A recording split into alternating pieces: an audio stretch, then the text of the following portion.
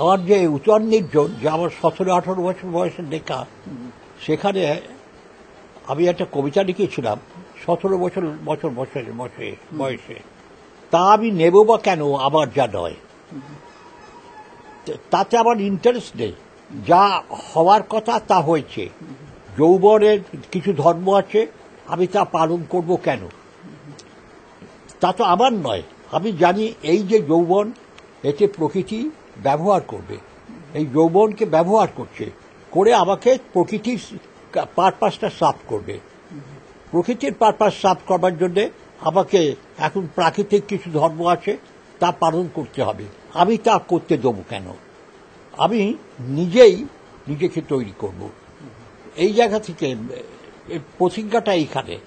তা আমি নেবো বা কেন? তা নিতে চাই। বারবার দেখি যে প্রকৃতি নিজেই একটা বিদ্রোহ করে। এক গাছে অসংখ্য ওই বসন্ত আসার সঙ্গে সঙ্গেই গাছ থেকে তার পাতা সব ঝরে যায়। একটা প্রকৃতি যেন নির্নিমে সন্দেহ সত্তার একটা একটা করে পাতা ছিঁড়ে ফেলে হাওয়ায় ভাসিয়ে দেয়। তারপরে কি হয়? তারপরে নতুন পাতা হয়। এই ভেঙে দিচ্ছে সে। প্রকৃতি রাখতে চায় না। যা আছে তাকে ধ্বংস করে দাও, করে দিয়ে তারপরেই দেখি আশ্চর্য ব্যাপার, যে প্রকৃতি বাতাস শেষে যেন নির্নিমে সন্দেশনে প্রতিটা পুরোনো পাতাকে খুঁজে নেয়, নিয়ে তাকে জলে ভাসিয়ে দেয়, দিয়ে আর একটা কিছু হয়। আর যে গাছটা হয়, সে গাছটা আমার পুরোনো চেনা গাছ নয়। তার মধ্যে একটা দীপ্ত কণ্ঠ আছে যে আমি তা মানিনি, তুমি যা করতে চেয়েছিলে আমাকে দিয়ে, আমি তা করিনি, আমি নতুন আগন্তুক, আমি এসেছি।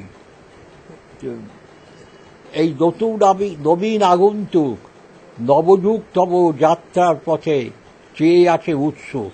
এটা রবীন্দ্রনাথের লাইন। চেয়ে আছে উৎসুক, এই নবযাত্রার পথে আমার চেয়ে আছে।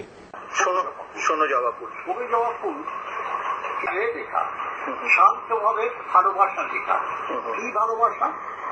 যা আছে তাকে ভালোবাসে। তো প্রথম কবিতাটা আমি বলছি, ছোট ছোট কবিতা। হ্যাঁ, বলুন তো। তোমার মাটির সরস আছে তো? তোমার শরীরে রোদ্দুরের কাপড় আছে তো? মাটির সরস না থাকলে, গায়ে রোদ্দুরের কাপড় না থাকলে, তুমি কি করে অমন সুন্দর ফুল ফোটাবে? এই শেষ।